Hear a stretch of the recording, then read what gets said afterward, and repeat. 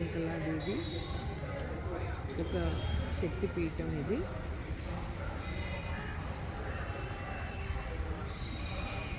దీన్ని వెతుక్కుంటూ మేము ఒక 2 గంటలు ప్రయాణం చేసి కలకత్తా నుంచి వస్తే మాకు అర్థమైంది ఏంటంటే ఇది క్లోజ్ చేసేసారు, తాళం వేసేసింది. ఎందుకు అని అంటే ఇది archaeological importance, not as Shaktipeetham but as a మినారెట్.